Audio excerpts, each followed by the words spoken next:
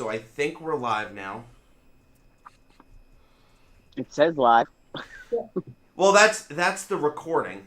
That's the Okay. recording. But we should be live on all of our platforms now. YouTube and We're on YouTube and Twitch right now. darn tootin'. Cool. So let's just get into our introductions. So first, welcome everybody to the stream. Welcome to everybody that's listening to this after the fact. We are very, very excited to have these two amazing women with us this morning. First, she is our first recurring guest here on the pod. She is Utah's Strongest Woman of 2020. Welcome our resident strong woman, Catherine Bennett. Good morning. It's really exciting to be here and to be the first recurring guest. So let's make it happen today. This will be great. And second, she is our first time guest on the pod. She's a competitive bodybuilder and a damn good one at that. She has her own blog which aims to help people cope as widows in recovery. And most importantly, she is a Long Island native. Welcome our now resident bodybuilder, Suzanne Schultes. Welcome. Thank you. Thank you for having me. Pleasure. Were those good? Yes. Okay. Yeah, it was awesome. Really good. Yeah, we're very excited to have both of you on today. I think that for us, we really like to find guests that can bring different perspectives in recovery and also outside of recovery, right? And so Catherine kind of knows a little bit about that being on again, right? Mm-hmm. Is that we want people to really understand that there's so many paths to recovery and there's so many different aspects and facets that are really important for us to talk about. So we're really excited to have both of you here. And I have to tell you, so the hosts here have told me, Suzanne, to mention the fact that I was really excited when I found out that you were from Long Island. And here's why. It's because every person I've ever met from Long Island is instantly my best friend. I think y'all are some of the best humans on the planet. And I'm not even making this up because I love how direct everybody is. I don't have I have some neurodivergence. I don't do a good job if people are coded. In the South, they're very polite, but maybe they don't mean it. In Long Island, you can trust those people to say what they mean. And it's my favorite. You're my favorite people. I've never been to Long Island, but I intend to come. Oh, you definitely got to come now. Definitely got to come. Everybody. Yeah, we kind of keep it direct. It's funny when I was doing I'm also a CASAC-T, which is the chemical alcohol counselor. Mm-hmm. I was doing my first internship and I had a group. They just threw me right in because that's how we do it in Long Island. Just didn't have any practice, throw me right into a group. And I'm like, I don't sugarcoat anything. I'm going to tell you like it is. I'm going to call you the fuck out, and that is it. And they were like, okay, sunshine. I'm like, yep, exactly. There you go. I remember, I actually think I'm going for my CASAC. I mean, I need to get that done. Because at this point, I just have to do the paperwork and take the test. Because I did the 350-hour course. I did that when I got my master's. They incorporated that in. And then you can get, I think you need 6,000 hours, is it? It I think it was 4,000. Go ahead. Yeah, I think it depends on what your level of higher education is and what you majored in and things like that. Can count for some of the hours, but not all of them. So it really depends. Yeah, I think the master's degree combined with my work experience thus far, I have the hours. I just need to have everybody fill out the paperwork, and so I could just take the test and get the thing. Yeah, they don't make it easy with that paperwork. It's very confusing, number one, and they don't make it easy to do it. So you want to talk about confusing paperwork? I have to go to the DMV and get a new registration and title for my car because my parents are gifting me my car, and I don't know how the DMV is out west, but here in New York, it's a fucking bitch. I hate it. You got to make an appointment, so make sure you make an appointment. Okay. You probably won't get one till November. And I have to renew my driver's license too. So I'm going to try. You can do that online though. Right, but now you have to get the real ID, and I'm trying to do the enhanced driver's license. So You got to Okay. get your passport and proof of residence and your social security number and a blood sample and all that. Yeah. Firstborn child. Mm-hmm. Right. So, Yeah. go ahead. I live in a town of 5,000 people. I walked into the DMV the other day, retitled my car, and left. Like, Nice. yeah. That's the beauty of it. They probably were like, "Is it your car? Are you sure it's your car?" Okay. here's No, the they title. knew me by name. They were like, "Hey, Catherine." Oh yeah. Oh gosh. It's a little different. Like, That's great. tell them anything. Here, And- they're and like little point evil being, they were gremlins. nice. Yeah, and they were nice to you. Here, no, not nice at all. If you Oh, don't no. have, if you're missing just one thing and you don't have it like out and ready to give to them, they'll kick you off the line and they'll make you get back on the line, which will make you late for your appointment. Yep. Which will mean and then when you get back to the front, they'll tell you, "Oh, you have to make another appointment." Man, that So- sounds like something I would just leave and drink over back in the day. Suzanne, what about you? Yeah, Just go to the yeah, bar. definitely. Nope. It's extremely frustrating to go to DMV in New York. Extremely. Well, And it's better than Jamaica, Queens, because that's even worse. Because I grew up in Queens, and that was Yeah. even worse. But out in Long Island, it's bad too. So when I was living in Queens, I used to only deal with the DMV in College Point. Oh, okay, yeah. But now I think I don't want to do the one in Garden City because I heard that. Oh, was don't go to bad. that one. That one's horrible. I think I'm gonna try the one in either I think it's Bethpage or I might just drive to Massapequa and do that. I was gonna say go to Massapequa because they're actually really good. Yeah. Okay, so let's get into why we're here. So the first thing is, so you guys are both powerhouse women, which I think is awesome. But your the way you are powerhouses are different, right? Catherine made this clear to us the last time she was on the show, and I just wanted to. You want to just start some beef, Yeah. really? Yeah. So, Suzanne, I want you to start. Tell me what you feel is the main difference between a bodybuilder and, can we call it a strong woman? Yeah, strong man, strong woman. Okay. That's the name of the sport. So what's the difference between bodybuilding competition and strongman competition? Well, number one, strong women can lift way heavier weight. Although I can, because I actually teeter between powerlifting and bodybuilding because I love going up in numbers because I'm super competitive.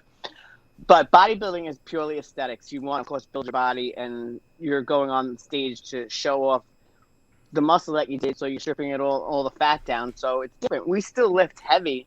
I personally don't lift as heavy anymore because I'm 52 years old and I don't want to really hurt my body, so I can't be on stage. But I am fascinated and can't wait to hear Catherine's story because I love lifting and having the numbers heavy. And I think basically to me, for me, it's all the same. We're lifting weight. It's just the matter and the difference of how heavy and the end result. You know, Mhm. Catherine goes on stage. She's looking to pull her heaviest weight, lift her heaviest weight. I'm looking to showcase what I've done in the gym in a different aspect by shredding down and showing, the muscle. Gotcha. Okay. But we still lift heavy because I can't get this size. And like my goal right now, I'm in my building cycle for the next 9 months. I'm lifting as heavy as I possibly can. So probably nothing where Catherine is, but I'm still doing it. Right. But You we don't get those muscles lifting, like 2-pound dumbbells. 15. Yeah, no. And then we go through a 16, 18-week insanely hard prep of stripping all the fat off your body to get on stage and look halfway decent. So are you guys like lifting the dumbbells like at the far end of the rack that have like the dust on them? Yes. Yes. Gotcha. Okay. I'm not all the way there. I'm like middle way there because I also realized through learning, and I also do personal training and nutrition, is that I don't have necessarily for my sport have to lift that heavy. Would I love to? Yes. But then I would be changing categories and I wouldn't be bodybuilding. I'd be going into powerlifting or strong women. So Okay. All right, Catherine. but I've pulled very heavy weight and I've pushed very heavy weight. and the last time my highest bench was 315, and I was going down, and I felt my tricep, and I said I will never again lift that weight ever. So you women are crazy. Here I am. I'm Yeah. like, I haven't stepped foot in the gym in I don't know how long. Yeah, well, and it's important to remember too that like bodybuilders use different implements. So I use a lot of for strong women, I use a lot of implements to train in the gym. But when it comes down to competing, I'm picking up rocks and like farmers handles, which are like these big metal, they're like metal rods that you add weight to and you carry in either hand. Or like none of what I compete with, aside from like a deadlift bar or a squat bar, would be familiar to anybody who goes into a commercial gym because you wouldn't have seen these implements before. And so that's a really big difference with us too, is that in Suzanne's case, you're going for the aesthetics. And for mine, it's like how big can you pick up this giant sandbag as opposed to Helga, who is picking up another sandbag, right? Like it's designed for like farm people to do things. So, Right. Yeah. I mean, it's basically like you said the last time, like bodybuilders train to look good and strongmen train to like do good, like pick up the most weight. Yeah, like I have a power belly, and I'm sure that that's something that's appalling to somebody who competes very often in bodybuilding, right? Like our physique goals are just completely different.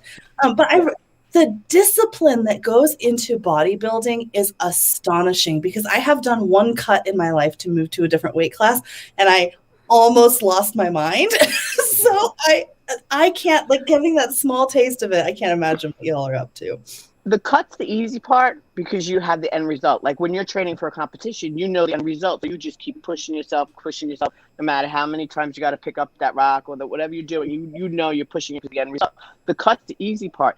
For the bodybuilder and for most of the people that I work with or try to help, it's the building part because you have to stay just as like I'm structured 12 months out of the year. There isn't any off time for me. So when I'm building and I have the belly and I have the no cuts and I have the added weight and I'm like going up in weight and every piece of clothing is getting tighter, it's tough and it's a whole complete mind fuck every aspect of the game. I take the cut easier and I like the cut easier, but when you're building, of course, then I can get to the heavier weights, which I love because when my husband was here, like before he passed, we trained all the time together and we would literally, it would be a competition. And I said, screw the bodybuilding. Let's just go into powerlifting because we would just keep pushing each other with the weights and see how high we can get. He wanted his max out of 405. I wanted my max out of 315. I wanted a certain squat. I wanted a certain, deadlift. And I'm just competitive. And I just think it's just the personality. Again, like just with drinking, who can get drunk the fastest, who can drink the most, and who can, whatever. It's just the mindset. Mm-hmm. So you channeled that though into something that like is healthy for you. Yeah, and it's unbelievable. I swear I was thinking about it this morning. The amount of people that I meet in the gym that are sober. It's because you go from one and then you get into the gym. And we'd go in on a Sunday morning and we'd have a meeting, because there was Gary who had 60 plus years and there was this one that had this and that one that had this. And there was always somebody that you turn around to talk to and that was in the program that you knew, so. And that's so interesting because Catherine has said the same thing. My gym's the same way. I showed up and I was talking just like, I've been sober for X number of months or years. And they're like, yeah, well, everybody here is sober too. He is. And like, she is. Oh, these are my people. It was so nice. That was wonderful.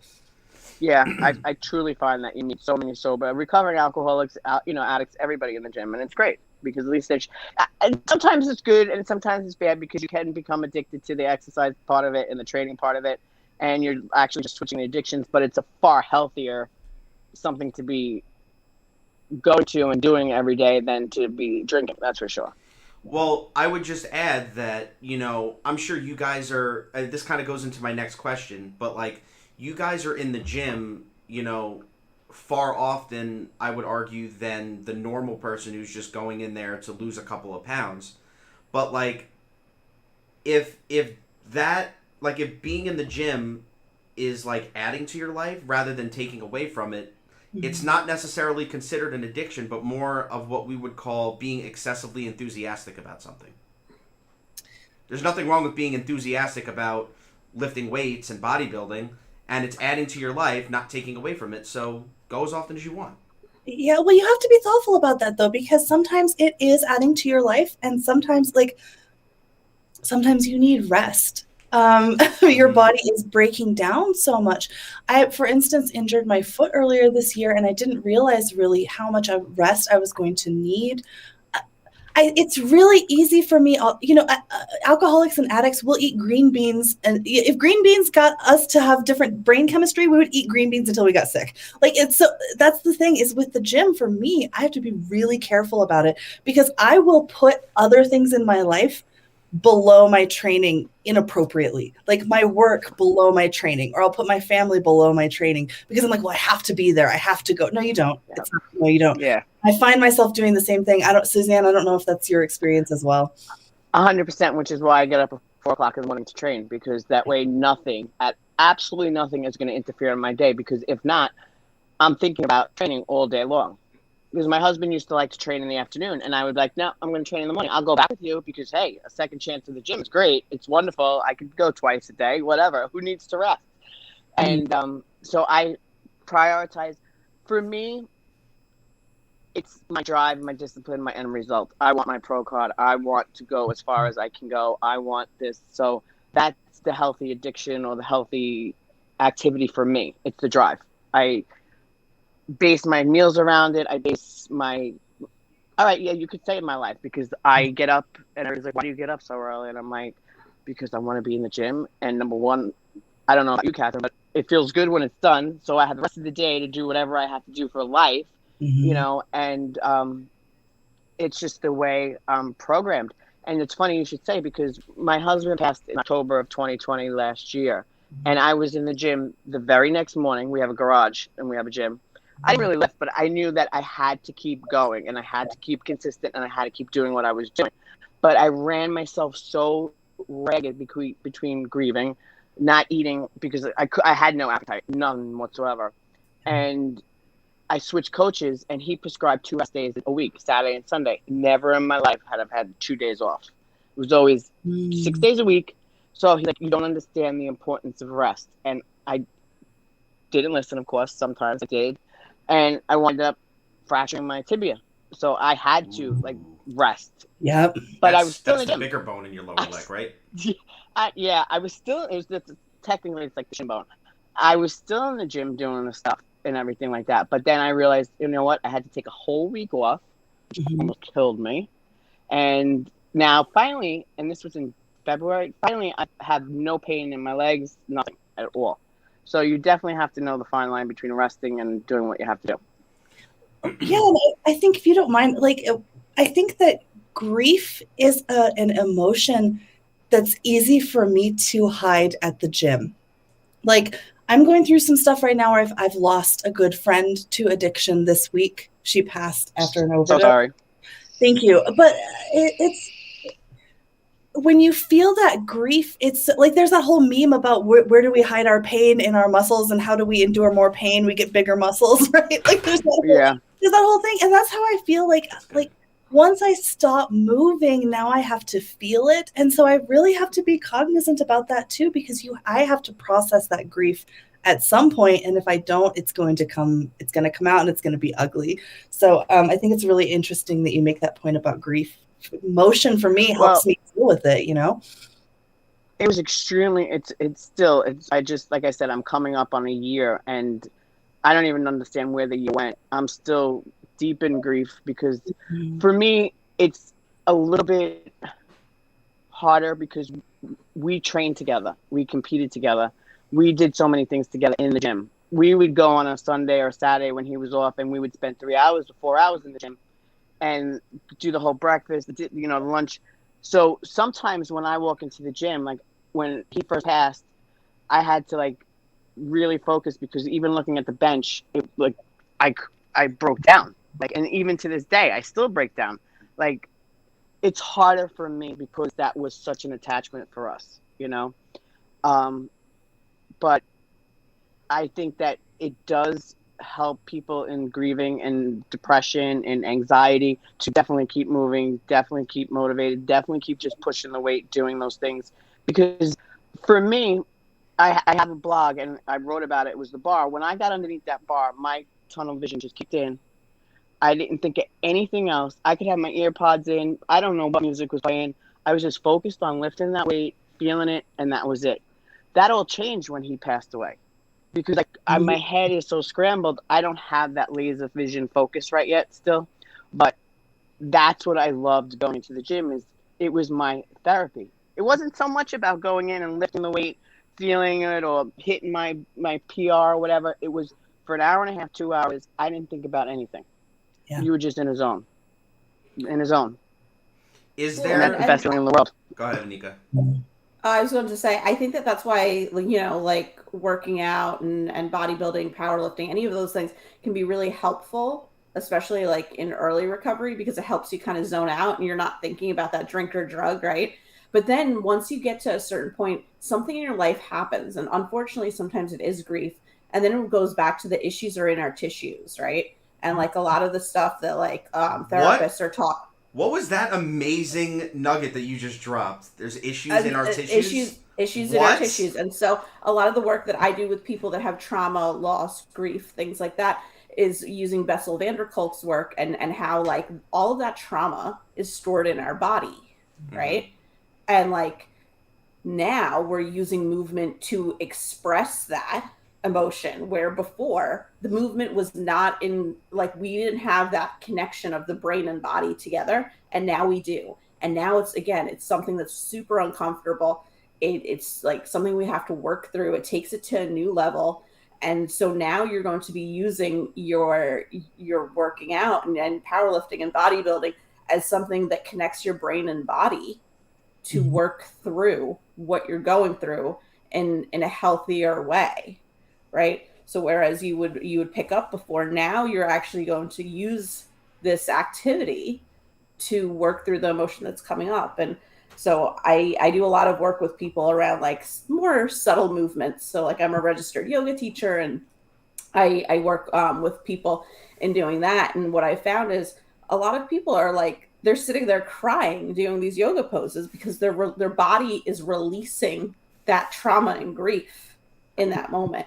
And so I don't know if you guys have recognized that within yourself yet, but I think that it's something that happens a lot. Well, for me, for grief, I'm still running from it. I'm going to be perfectly honest because I just don't. But I am actually, somebody suggested to me, I think one of my therapists or one of my support groups, because I run a couple of support groups, to do yoga. And it's just saying that to people because just to clear the mind, because my mind is going 24/7 because my world was stopped short when he passed away. Like, you have all these plans, so like, maybe I will try the yoga. It really hurts because I'm not flexible, because I think the more muscles you have, it's so hard to do yoga. And it's like, I literally walk out of there drenched, and I'm like, I don't think this is the way yoga is supposed to go, but I'm literally drenched when I walk out of yoga. People have such a misconception about yoga too, though, because it's not about your flexibility. It has nothing to do with doing the poses perfectly. It's all about your mind. Mind, I know, and that's what I'm learning, because through this grief journey, I've learned that meditation, journaling, drawing, crystals, all these things is what you need to do to calm. And actually, like, I credit AA for getting me where I am right now, only because the night my husband passed was the first night in 10, I just celebrated 11 years, but in 10 years, 2 months when he passed, thank you. And he passed and I was 10 years, 2 months. That was the first time in all those years that I wanted to pick up, because I just wanted to escape. I just wanted to escape. And I knew that was not an option for me, even though I wanted to, because I knew that it would make the grief way more difficult to deal with. It would complicate it. I would be further down the road than like nowhere where I am right now. And AA taught me that I needed people. I had to reach out and grab hold of anybody and anything that I could. So when I tell anybody about my husband passing, or I tell my story, or I'm on the podcast or on my books and my blogs, AA gets the credit, because that's where you learn that you need other people to help you and to support you. And I couldn't do it without it. So, well, it's kind of like your primary support, right? Yeah. I've said and sober grieving, because when, like, my husband passed, everybody was here. They had the White Claws, they had the Jack, they had this, they had beers, and they're all drinking. And I'm like, all right, that's how they handle their grief. I joined every support group online that you could think of, and everybody's like, just have a glass of wine, pop a Xanax, pop this, have an edible, have that. I'm like, dudes, what are we supposed to do? What are people that are sober that have to face these? Like, you lose your person. It's the most heartbreaking, incredible thing. And we don't have that to turn to. We can't, I would love it if I could pick up a drink or pop a Xanax, but I can't, and I know that there's a need for that out there, which is why I started an AA Sober Woods group that we meet every week. We run an AA, like, it's on Zoom, so we try to do as best we can. But when you are sober and you just can't get blitz face, when you're really not very happy with your higher power or God for taking your person, you don't really want to read those meditations and those books and hear all this stuff. So it's tough. It's tough, Yeah. Well, and I think for women particularly, having these kinds of like I am extraordinarily angry. I'm a very angry person. Like, you wouldn't look at me and be like, oh yeah, she's full of deep-seated rage. But like, that's my primary emotion that I feel is anger and rage. And and we're not really allowed to talk about those kinds of emotions. Like, what you're describing is tamping everything down. And like right now, Suzanne, I can't compare anything that I've experienced in my life to what you're describing that happened with your husband. And I feel honored to be here to talk about your story. And there are some things that like I found out right now that my dog has terminal cancer. And again, one of my friends passed, and I'm having issues with like a variety of different things in my life. And it's so easy. It would be so easy. Everybody's like, oh, just, pop a beer or do whatever. But people like you and I, we don't get that luxury. And I think like we have to embrace the difficulty in a totally different way. And I'm not trying to be like, oh, we're better, but like, look at the fact that we get to go through life actually feeling life. And sometimes it's the worst feeling you've ever had, and you don't think you're ever going to get through it, and you feel like you're drowning, and it's the most painful thing you can imagine. But I can't imagine not having the ability to do that at this point. You know what I mean? Like, I feel like it takes the more I build my physical body, the more practice I get at dealing with difficult shit in everyday life, and the more able I am to get through it, but with the help of my friends. Like, so it's the physical and the mental, just what Anika was saying. So that brings me to the. Yeah, I agree. Go ahead, Suzanne. Did you want to add something? No, go ahead. So that was going to bring me into. No, that's okay. I'm good. Oh, I think there's a little lag. Yeah, there's definitely a lag. But as we said before, fuck it. We'll just run with it. We're leaving everything in. Yep. So Catherine, Suzanne, tell us about your blog, because I think that was one of the main reasons why I wanted to bring you on to this show. Okay. I have a blog, Grieve-Grow, all one word. When my husband passed, I tried to look for coping mechanisms without having to drink or drug. So I all of a sudden started writing, and I just grabbed my iPhone and I was writing letters to him. But then I would be like just sitting there, and these overpoweringly stories, I had to just get it out. And for me, like, they always say you're only as sick as the secrets you keep in your head. I knew that I had to get these things out. I am not a writer by no means. I don't know. But the words just flew. So I just told stories. I told stories about him. I told stories about how it felt to be, I don't say the W word because I truly don't like that word. So okay. I'm still married to my husband, even though he's not here. But I told how I felt about things in my perspective. And I believe that's one of the biggest things, was able to be able to write them out and share them. So many people, unfortunately, with last year with COVID, so many people lost loved ones, so many people lost family members. I was being, people were giving me feedback. You're saying things that I'm not alone. Again, like when somebody recently new comes into the room and they feel like they're the only one going through this, and they realize that they're not alone. So this is just further, made me feel like I need to normalize sobriety. I need to normalize grief, because neither one of them are truly accepted in society. You know, you're an alcoholic or an addict, and right away people are like, oh, she's a fuck up, or he's a fuck up, you know, and they finally got sober, you know, and I never hid that I was an alcoholic. I was proud of it, you know. But so I started writing. People started giving me feedback. I actually haven't written in a long time. For whatever reason, I've turned to drawing now. I paint, and I paint my grief out in that way. And I would like to, my main goal is to write a meditation book for people that are sober and grieving, as well as being able to help heal them, as well as putting my words from my blog into a book. I'll get there. I feel overwhelmed because I'm still, again, trying to get through the whole grieving process myself. It's tough because every day you don't know what mood you're going to face. And like, I say that I get up at 4:30 to go to the gym, and I do. And sometimes it's like, I have to literally fight with myself to get up and go, because half the time I'm like, why bother? Why bother? You know, but I'm like, no, this is something that we did together. This is something that I want to do. I want to honor his legacy. I want to honor him. I was supposed to compete in July, but I didn't. I think through God's grace, I don't know. My qualifying competition was postponed. I fractured my tibia. It was just not in the cards. I probably never would have been able to do it anyway.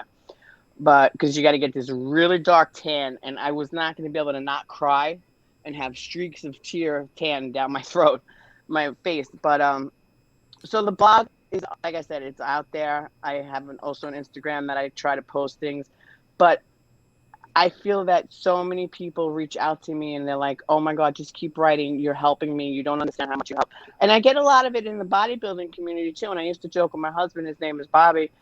People would send me messages and be like, every day you post, every day I'm inspired. You make me get up and go to the gym. And I'm like, babe, I'm just me. What? Like, I don't get it. But they're like, he's like, but you're doing things that people don't normally technically do. You know, you're 52 years old, you're 50 years old, you're bodybuilding, you go out there on stage, you know, do these things. So with the grief, I'm trying to do the same thing, help people to know that it's okay to grieve. It's okay that we can get through it sober. We have each other, and you don't have to pick up.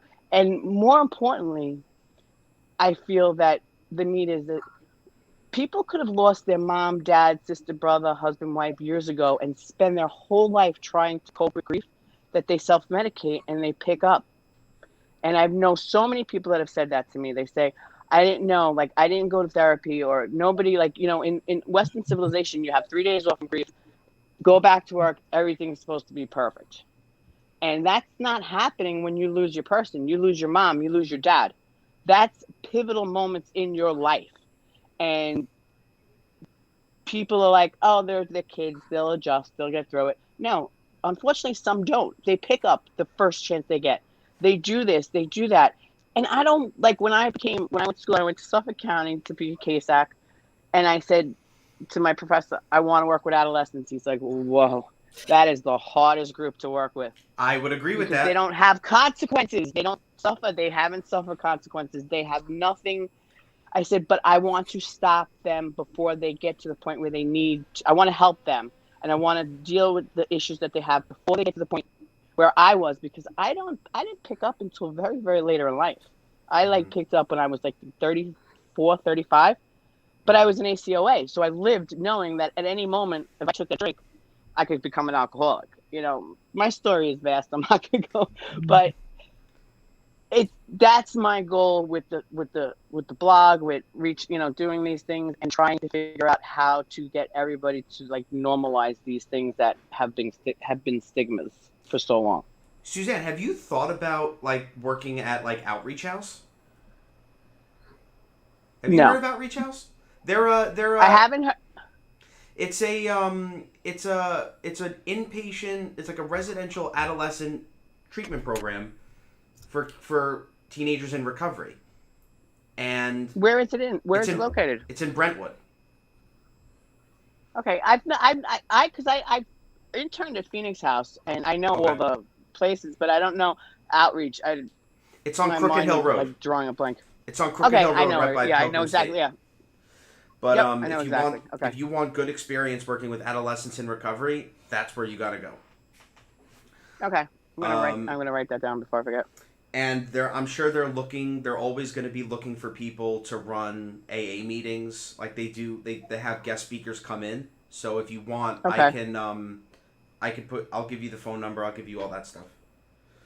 Okay, great. Thank you.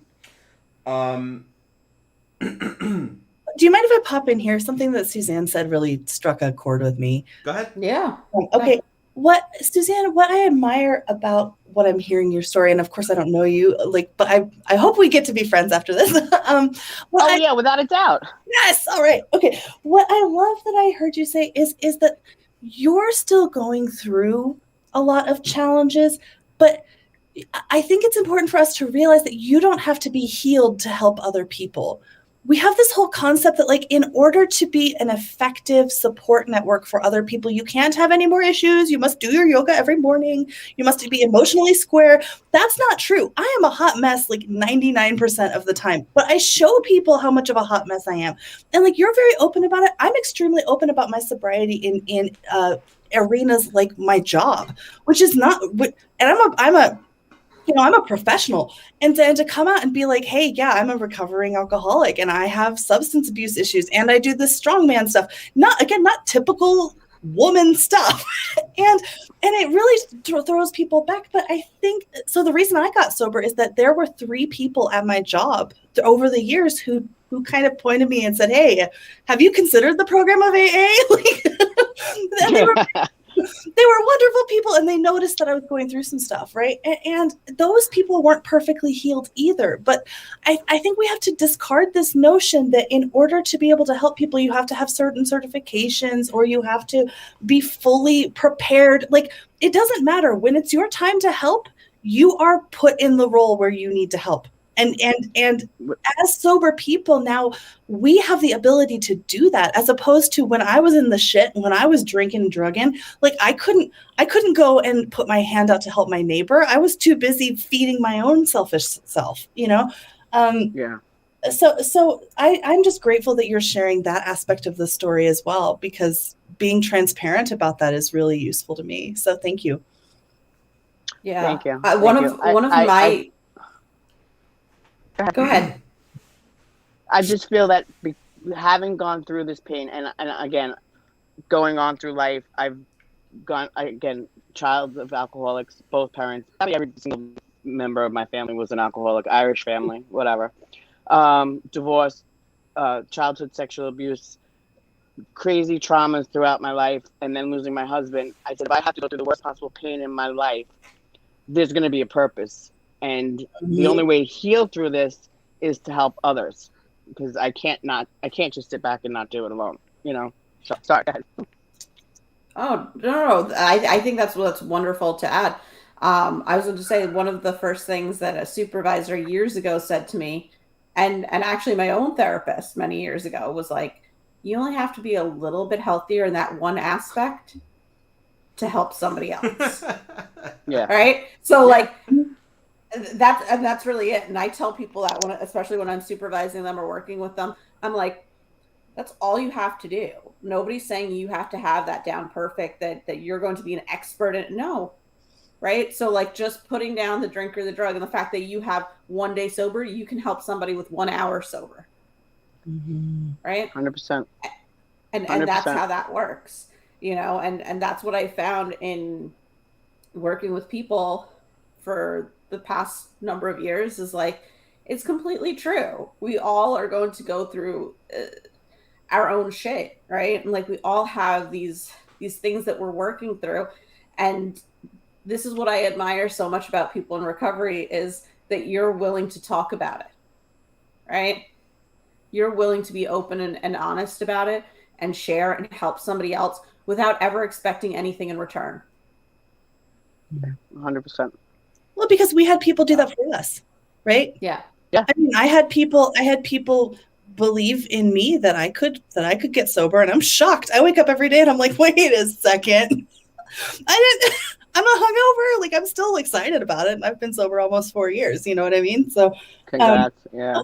Thank you. And I think also probably, Suzanne, when you're doing your training, part of what I think about is like the productive pain. One of my coaches came up with that term, productive pain, which I hate, but he's like, listen, this hurts, but it's going to get you to the next level. Like you're going to level up, you're going to get there. But there's pain that just doesn't, it just feels like it's for recreation. You're like, whoa, this isn't good. But making your pain productive is a really good framework too. Yeah. You know, I'd rather wake up at this age feeling the bones ache and because I lifted 275 or 285 deadlifted and be like, my hamstrings are killing me. I can't walk, but at least I'm not taking no medication. I have no doctor problems, none of that because I'm in there doing what I have to do. So it's definitely productive pain. Definitely. So speaking now that we're going back to the whole lifting thing, when is your guy like? Are you guys both training for a competition that's coming up? Yeah, I'm competing on October 2nd at the Skull Smash Invitational in Illinois. Skull Smash is a type of ammonia. So I'll be there. And I'll actually be competing on the 21st in a grip contest because I need to try to move up in the world on my grip strength. So, Suzanne, I don't know if you've ever competed in grip competitions. They're so much fun. It's only you can. Oh, no, I'm curious. You can end up with a world ranking very easily because it's like you and again, Helga in Lithuania. That's all. Like women don't compete in grip shows. So I'll be competing in a grip show on the 21st up here in Carbondale, and then hoping for nationals next year. Okay, so on October 2nd, you said Skull Smash. Skull Smash Ammonia Invitational. Yes. Skull Smash Ammonia Invitational. That sounds fun. It sounds very hardcore. Skull Smash sells a pound. They sell ammonia in a pound bucket. So you can stick your face in 1 pound of ammonia. It has little plastic skulls in the ammonia itself, so that it looks like little Lucky Charms. Yeah, that can't be safe. It's not. No, of course it's not. Delicious and wonderful. So of course we use it, and it helps us lift big. Is that what's in the smelling salts? Yeah, it's just ammonia. Oh. Now ammonia with flavor. So sometimes they put like a coffee or a menthol flavor in there. There's ones that are like barrel aged. Is it a flavor or a scent? Because flavor implies that you're eating it. Yeah, it's a scent. Don't eat it. That'd be bad. You don't need that. Really. Yeah. All right. Well, I'm gonna need you to keep me apprised of how you do because I wanna share about your progress. Cool. And anybody who's online can follow me at KB Lifts. That KAYBEE Lifts. I've got Suzanne. I've got some artwork. I'm working on a 100-day artwork project right now. And all the lifting since I've Yeah. So I don't know. See, it seems like we have a lot in common. Like get your emotions out through exercise. Get your emotions out through art. Good advice. Yeah, definitely. So Suzanne, when is your next competition?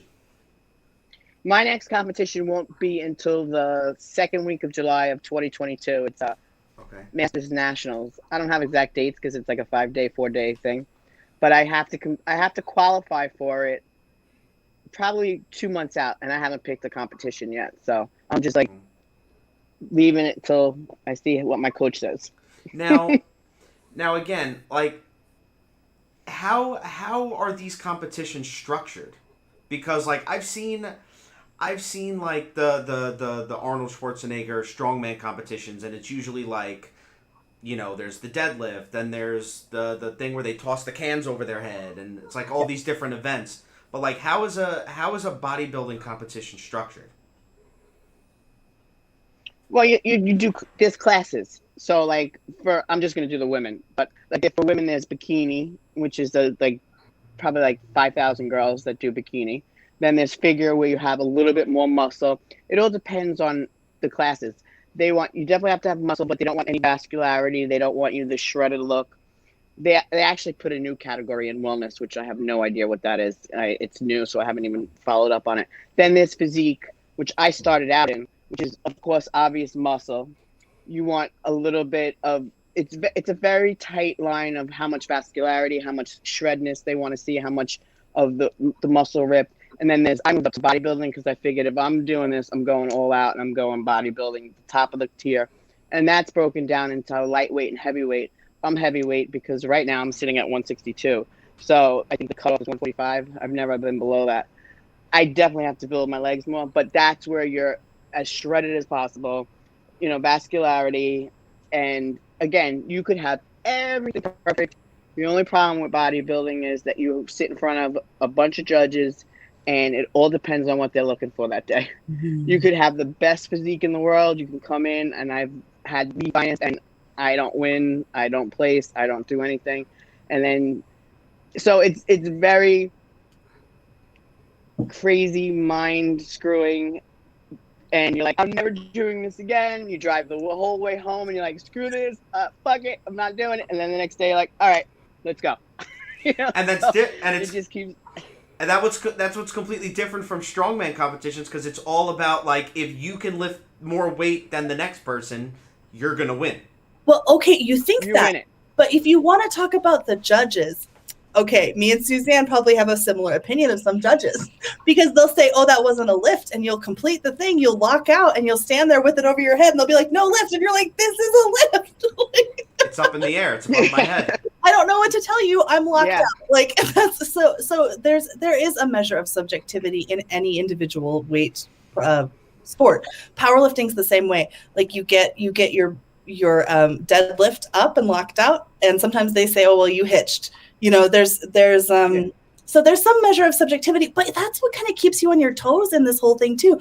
Because like when I show up to a contest, the weights could differ by as much as 20% heavier or lighter. Like, we're not sure, because maybe, Steve down at the gym couldn't get his hands on the heavier rock, so we're doing light rocks today. Right? So yeah, that is a shared component that you wouldn't necessarily think of. Gotcha.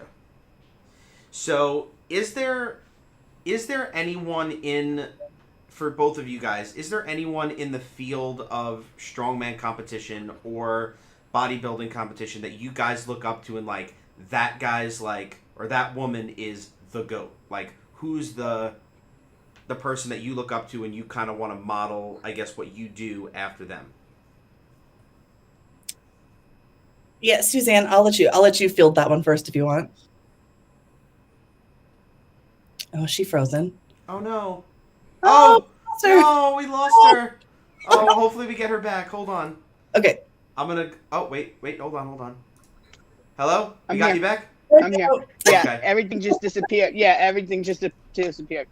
Well, we shuffled. I wanted to comment on something that you said. I wanted to comment on something you said, and I totally forgot because I was like, oh my God, I got kicked out.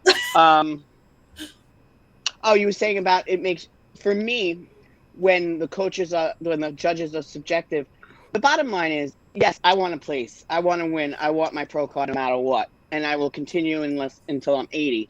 But every year, it's really competing against myself. Mm-hmm. If I come in fresher and where I need to be every year, that's the drive that keeps me going. Is that, okay, I'm going to prove them wrong. I'm going to work my butt off. I'm going to do whatever the fuck I got to do. And I'm going to come in looking the best I can. But everybody else on the stage and who's in strongman competitions are doing the same thing, So we might think we look our best. So it is totally up to the judges' interpretations. And if a judge doesn't like you, you ain't winning. So, yeah. So what was the question that I missed? Okay, so the question I had was, is there someone in your, like, in the field of strongman or in the field of bodybuilding that you look up to and say, like, that's who I'm chasing? Like, that's who I want to be better than. Or I want to be the next that person. I mean, I've got someone, I don't know if y'all have heard of Kristen Rhodes. She is 45 years old. She's built like a tank. This woman is out there just like, you look at her in her everyday clothes and you just kind of think, like, mom, right? And then she gets out there and lifts like 600, 700 pounds. And you're like, whoa, what is, like, Kristen Rhodes is, I think she trains in California. She is one of the coolest women out there advocating for other women to just do their best. And I'm really impressed by her. But another one that I have is Lauren Wells, who's, she's a younger gal and she trains down in Baton Rouge. Smart as a whip. She's doing this. No. Lauren Wells. So Swampy Swamps is someone else. Lauren, I don't remember her actual name. Lauren Wells is down there in Baton Rouge, and she did this whole series of photographs where she modeled vintage strong woman stuff. And it was, she's really cool. Yeah, she's great. She's on Instagram, she's on Facebook. And so she's like real into recreating vintage strongman looks, and strong woman poses and stuff like that. So those are my two. I don't know who Suzanne's chasing these days. I don't really chase anyone because my husband used to say to me all the time, there's always going to be somebody bigger in the gym. Because I'm not competing, lifting certain X amount of weight or this or that. So I look to any woman that looks to do what they're doing, whether it's bikini, fitness, figure, wellness, bodybuilding, to put the time in, to put the effort in. And because bodybuilding is so individual, and I might look a certain way where my strength is my arms and somebody else's strength is their legs, I look at every single woman and I look at what they have and I say, that's what I want. How am I going to incorporate it? So it's the broad sense of all the women that get out there and do this stuff are the people that I look up towards. Wow. For me, because again, bodybuilding is so individual, and I just think it's amazing that you can take your body to another level, and you do it, and you could be 25 or you could be 65, and if you're doing it, you're doing it. So that's my inspiration. Damn. Catherine, are you about to cry? A little bit. That was beautiful. That was beautiful. Did you all see that the 100-year-old powerlifting lady? No.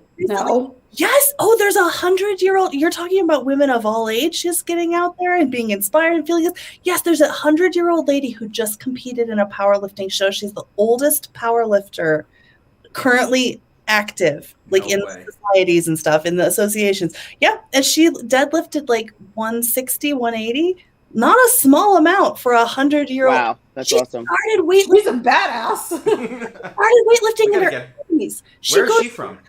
I don't know where I have to find her. I think Florida. But she... we got to get her on. She started weightlifting in her 80s. She's like, I went in and I saw these women doing this stuff with these barbells, and I thought, well, I can do that too. And then 20 years later, she's the oldest powerlifter active in the world right now. Oh, she's amazing. Yeah, 100 years. That's so cool. Mm-hmm. Why not?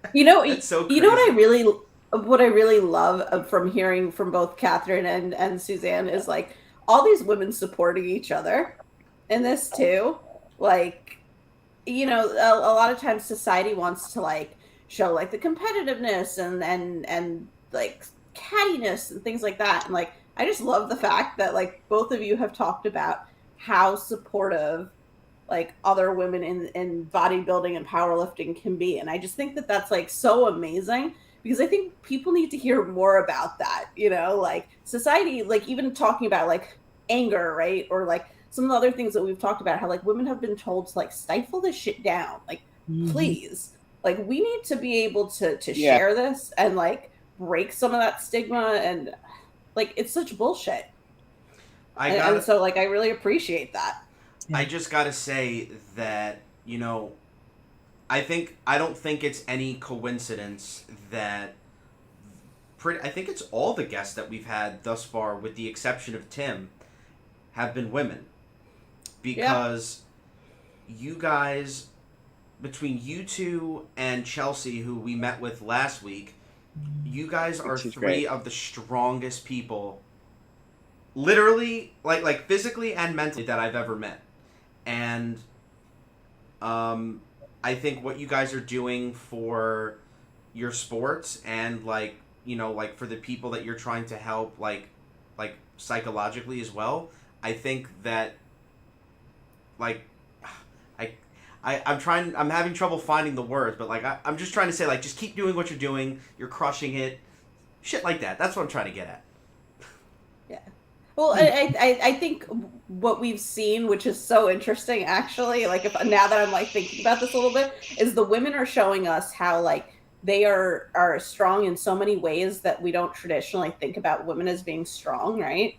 And the men that we've had on our show, Tim and JT, they're showing us the more emotional piece that we don't always see from men, right, in society. And so it's a really cool thing when you really think about it, right?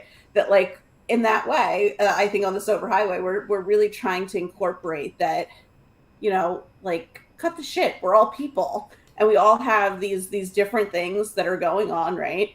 And like everybody has these strengths and vulnerabilities, and like we can share that openly, man, woman, non-binary, however you identify yourself, it doesn't matter, right?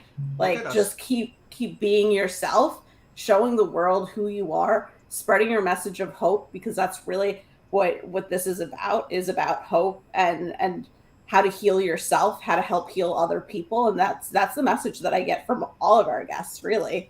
And it's just amazing. I feel so blessed to be able to be part of something like this and have these interviews and meet people.